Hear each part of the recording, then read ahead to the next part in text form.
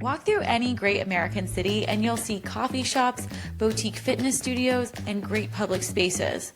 But what you won't see are kids, children running around outside, because families have chosen, for the most part, to move outside of cities. And that's not an accident, it's a design problem. Our cities have prioritized narrow, deep lots that force buildings to be tall, dark, and inward facing. Meanwhile, in cities across the continent of Europe, a different model took hold: the courtyard block.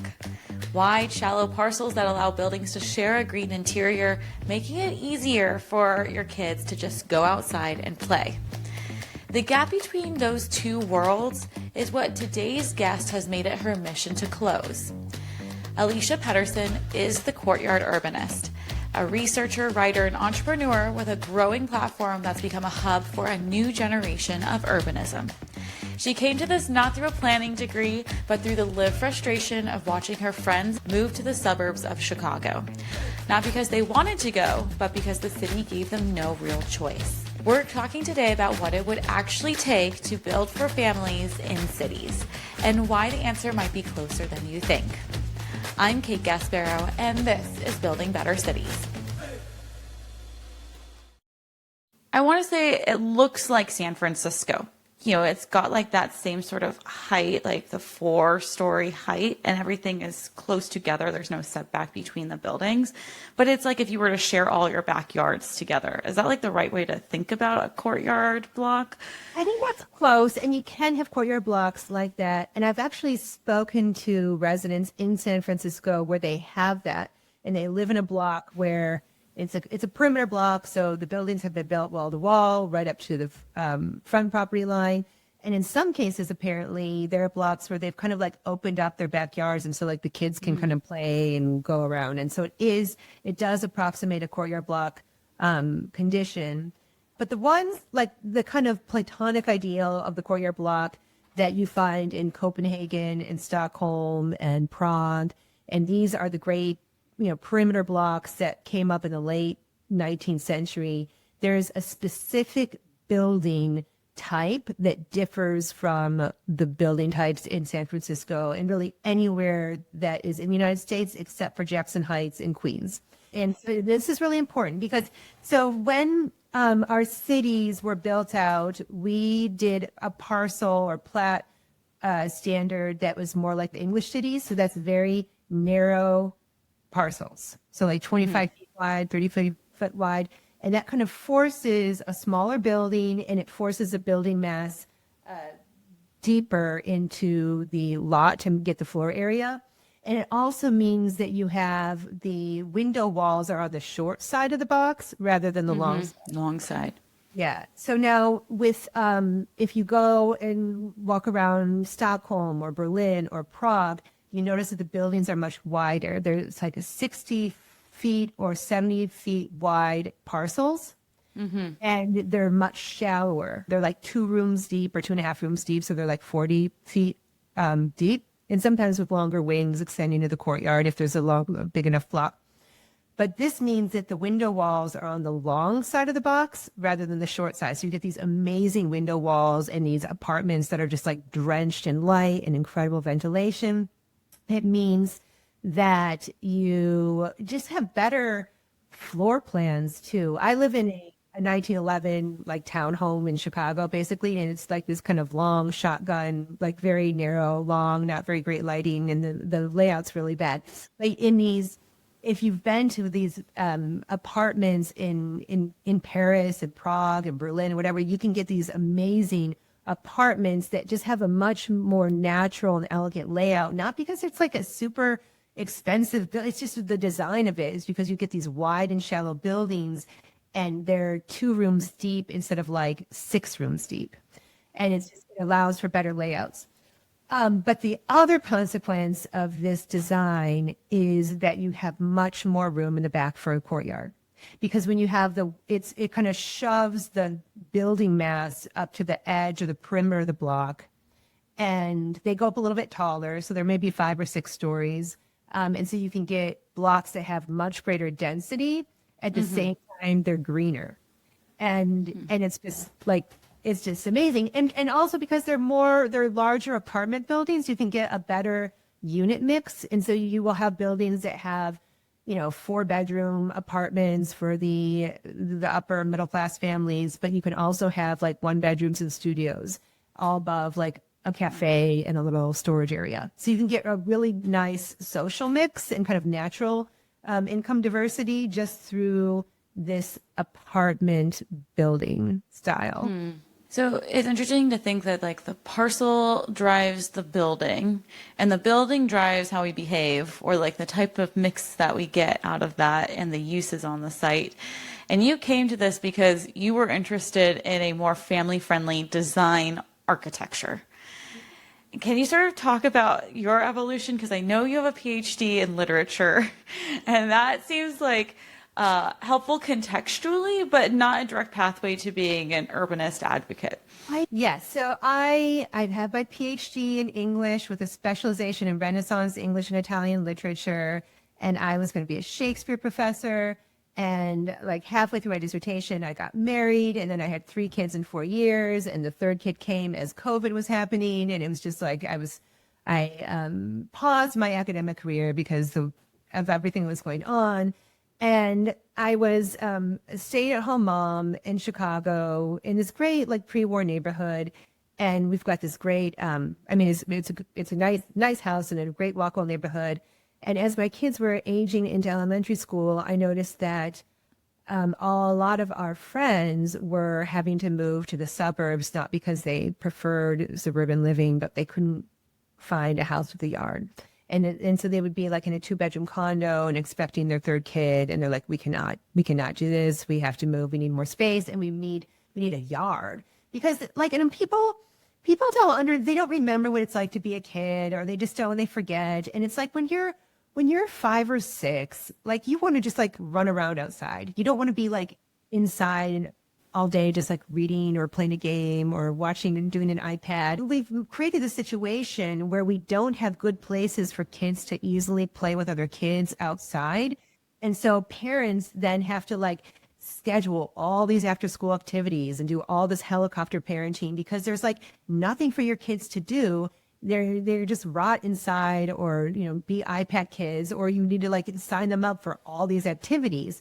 And, back in the day, you could just like send your kids outside. And this is why people move to the suburbs, because they can be like, go play outside, go find your friends and play outside. But you can't do that in the city because there's no place to play. And so in Chicago is an alley block city, and Chicagoans get so mad at me for dissing alley blocks because they're so proud of our alleys, because this is like a New York, Chicago thing, but like New York is so disgusting because they have the trash on the streets, and Chicago is so civilized because we put our trash in alleys. Yes, there are public parks, but when you have like a 5 or 6-year-old, you can't tell your 5 or 6-year-old to go cross, 4th Street to go play at a public park with their friends because they're too little. And typically the age at which parents allow their children to go meet friends at a park is like 8 to 10. But if you've got a couple of kids, there's a really long time that you have a kid that's younger than 8 or 10 in your house, and you have to like figure out what to do with them. So anyway, I was just noticing this and what was going on with my friends, and this stress of like trying to figure out housing, really needing a house with a yard, and then thinking about like, well, when I had traveled in Europe in my 20s, I lived in Italy for 2 years and like traveled over, and I lived in a courtyard block in Florence because when I was an au pair for a family when I was 22, and they had the most amazing lifestyle because they had this like 4,000 square foot apartment. It was huge. It was like this ridiculous, but they shared this land with like 10 other households and a late night cafe. So it was very productive land. And then on the inside of the block, they had access to this great courtyard where they could like send their kids to go out and play, and they could play with other kids, and it was fantastic. So they had like the best of the city and all the conveniences and amenities and walkability of the city, but they also had a big house with a yard. But they were also sharing the land. The big house in the yard was not a detached single family home with a private yard. It was an apartment with a shared courtyard. And I just became obsessed with like, why this is so, I don't want a private yard. I want a yard where that shared yard where my kids can play with other kids. I don't even want a detached home. I just want like a low maintenance home. But I really want a walkable neighborhood. And so I can have access to like the city. And it just kind of blew my mind that we didn't have this here. And then when you look and see the buildings that are developed now, they're just nothing that works for families at all. And nothing that really improves the urban environment at all. I just thought it was so fascinating. We bring on a lot of practitioners in this space who are doing development differently. So they are trying to think about how does the built environment influence the ways we interact with each other that makes cities more thriving and also more sustainable. And I was curious if we could just spend a little bit of time talking about the courtyard block and what it means to be a family living in a courtyard block, and why can't your alley block become a courtyard block? Just sort of, take us through that thought process and why courtyard urbanist has been so successful or influential in this space and trying to get people to think differently about cities. Like with a house has a front and a back. It has a side that faces the public street, and it has a side that has a backyard. And so what's important about the courtyard block buildings is that they are in small multifamily buildings where units are accessed off of a central stair. And I'm not saying single stair for a reason, and that's a whole discussion, but typically there's a central stair core. There can be an elevator. Sometimes that's it. There's not a secondary egress. Sometimes there is a secondary stair that's off the back. And so it can be consistent with a dual egress code requirement, but it doesn't have to. And then you might be sharing a building with like a dozen other households instead of hundreds. And that social scale is really important because when you're sharing an apartment building with hundreds of other people, the chance that you get to know any one of those is very small. And the probability of having like a relationship and being socially accountable and recognizing them just decreases the more neighbors you have.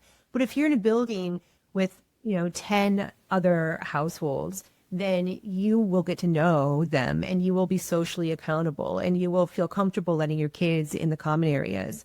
And so that's kind of like the small multifamily advantage. Oh, okay. And you can also have these larger units with a front and a back.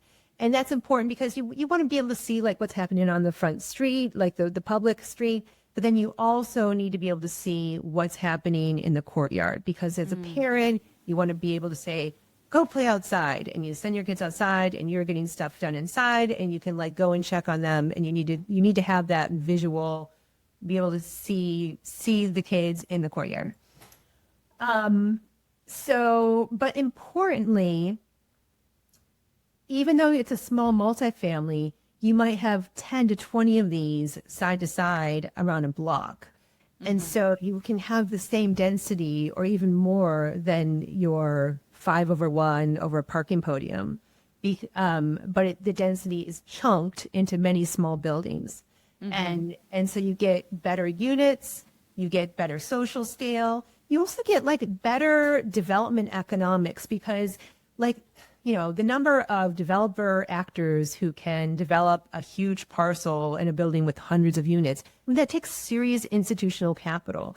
And so it really limits the kind of developers who could do it. But if you have a bunch of small, these are like 20,000 square foot buildings or 30,000 square foot buildings, you could have they're building these now in Amsterdam where they have like collective self-build. And so like 10 households will get together and they'll be like, we're going to get this parcel and we're going to build our courtyard building. And they're not, it's not that speculative development. There's a developer who's doing it and then selling it but there's a collective self-build. So it's by chunking the density into many smaller pieces, you can get just a dramatically different socioeconomic situation that leads to a real neighborhood.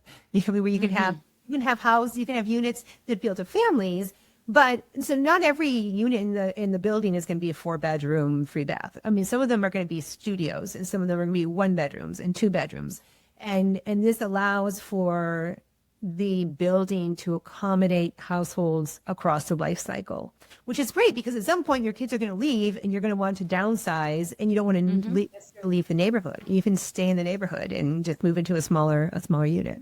Yeah. Well, you are now consulting and working with developers or even public agencies that are interested in furthering this courtyard approach. What has been their initial reaction to it? And then how has it evolved through your conversations with them?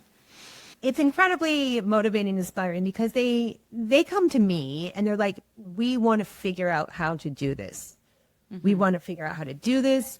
And we want to understand what are the regulatory barriers to doing it now and change things so that we can make implementation possible. Because there's the people who get me to come and talk to these agencies and these groups, they're like, we want to raise our children in this situation. We want to have grandchildren. I mean, there's just like, it's such an affinity for this model, and it's very motivating. And that's why I'm so optimistic, because there are people at all levels who understand the value of this. It's just like, I just need to make the changes.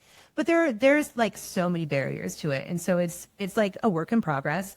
And like the big one is zoning. I mean, that's like the hardest one in a way. I was talking to HUD. HUD is very interested in figuring out from a federal level how to make courtyard block urbanism happen. And they're like, what can the federal government do? And like, well, there are some things that the federal government can do related to accessibility and building code, but really like the biggest barrier, unfortunately, is like local, because it's zoning. I mean, most of the parcels in Chicago are zoned single family.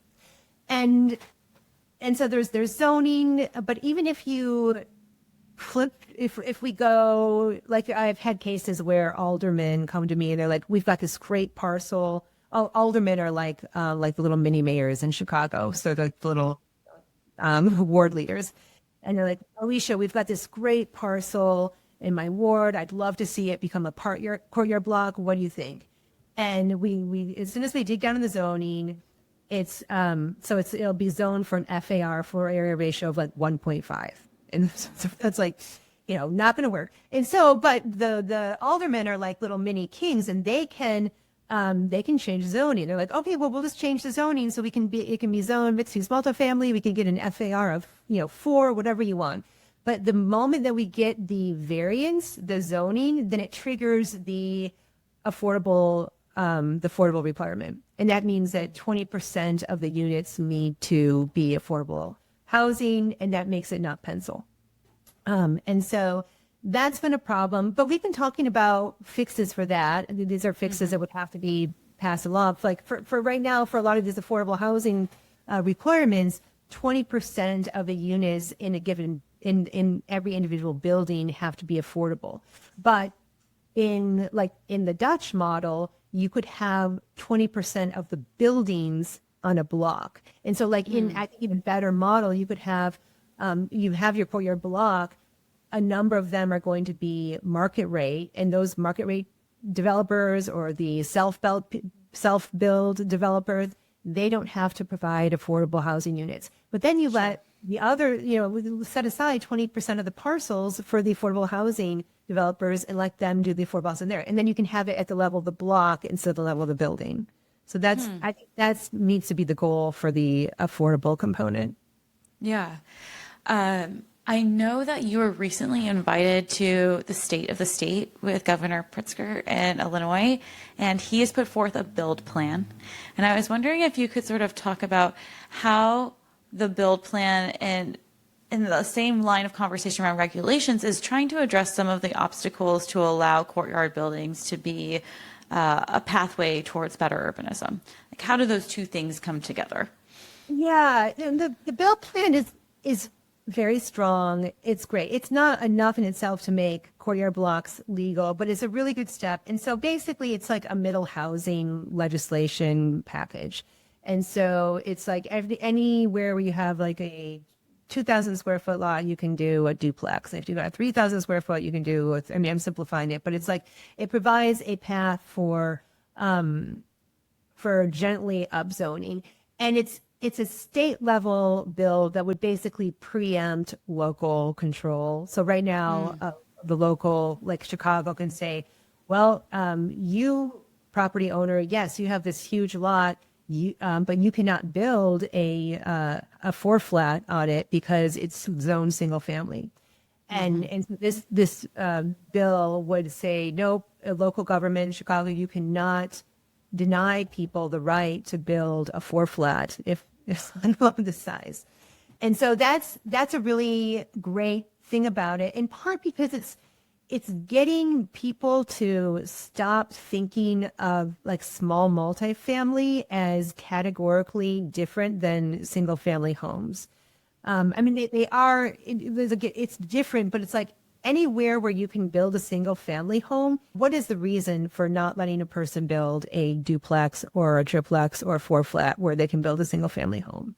And the reasons are often really bad because they'll be like, well, apartment housing is a nuisance, or apartment housing is, brings in Section 8 or whatever. And it's like, well, those are separate issues. I mean, just like, setting those aside, you can have market rate housing be legal. I mean, you can deal with those separately, but what is the reason for denying people the right to build a duplex on a parcel within a single family? And there's not really great reasons. It comes down to like, concerns about affordability or Section 8 public housing, and concerns about parking, of course. That's of course. I know that Minneapolis has gotten rid of single family housing zoning. And so if cities were to move forward with that and we sort of get over the hurdle of land use and zoning when it comes to building a courtyard block, can you talk about some of the spatial constraints? Like, what is the size of parcel that you need at a minimum level to move forward with a courtyard block? And then we started off talking about the alleys in Chicago and the operational utility that they have in a city. So where does the trash go? Where would you park in a courtyard block? Can you sort of talk about those two aspects as maybe further barriers to seeing the land around ourselves or where listeners live as potential courtyard blocks? I don't think that courtyard blocks should be like the only thing that people should be able to build. But I think that if you want to have courtyard blocks, you are going to need to have, areas of the city where there is a new kind of zoning overlay that requires that developers follow certain geometries and rules, because that's how these get formed. So like in the 19th century, when these were built out, these were the product of a very specific code. And like basically the code was this. They're like, you can build up to the front property line. You can build up to the side if you build with masonry because of fire. And you can go up 6 stories, but you can only have 50% lot coverage. And so that kind of pushes the building mass, high and to the sides. And sometimes like you'll have a wing extending in, but it really like it kind of pushes the building to the perimeter, the building mass to the perimeter. And it makes these great courtyards. And so I think that, and that also is all enabled, as we spoke before, about the parcel size, and it's kind of starting with a wider parcel.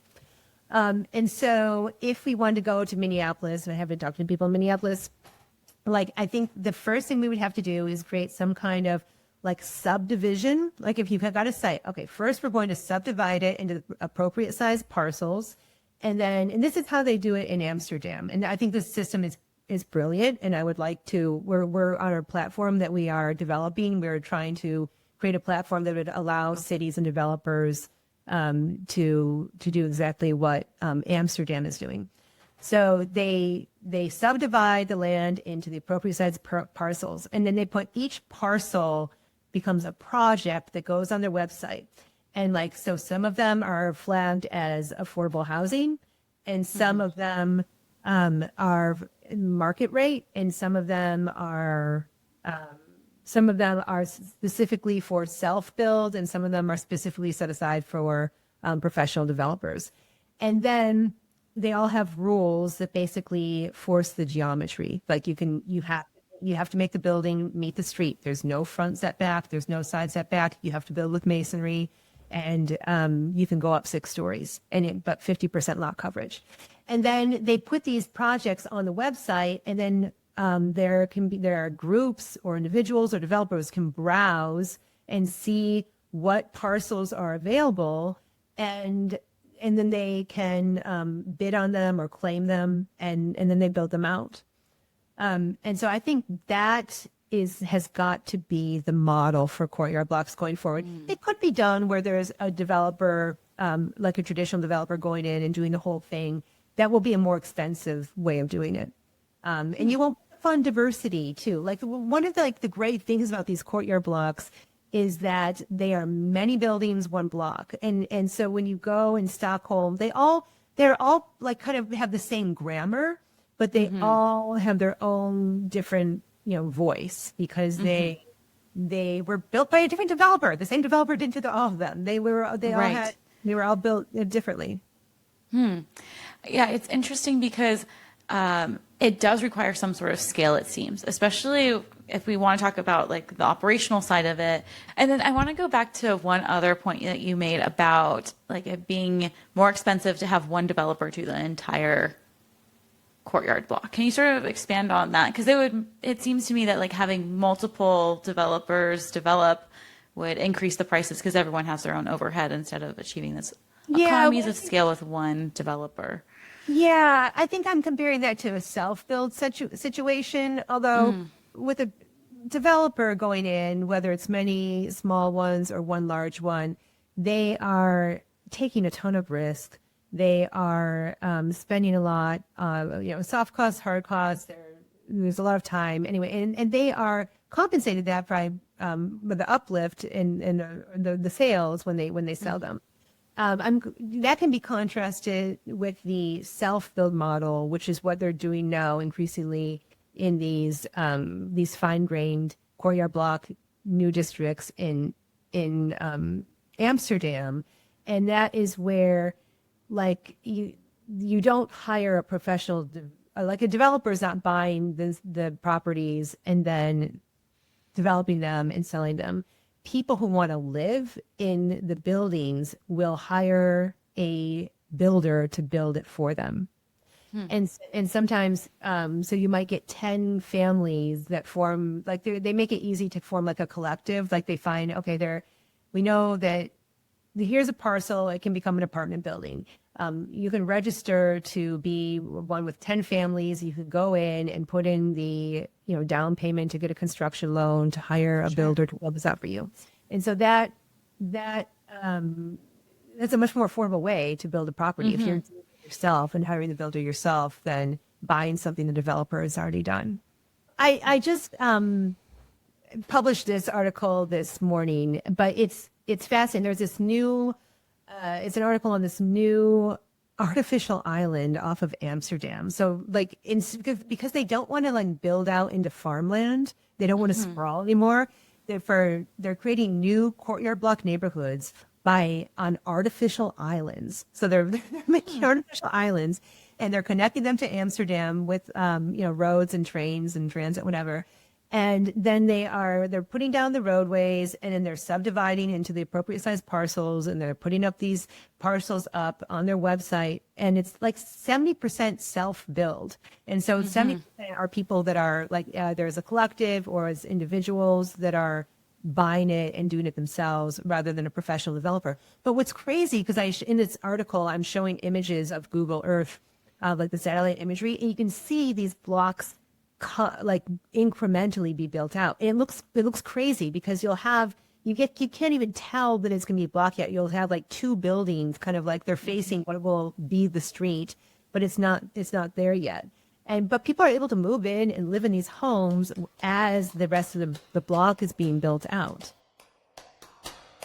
Our built environment shapes how we live, and for a century, we've been building in a way that quietly pushes families out. That's not inevitable. It's a choice we made and a choice we can unmake.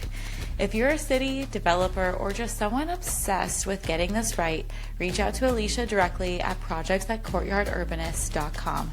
She's actively working with cities across the country, and clearly the appetite is there.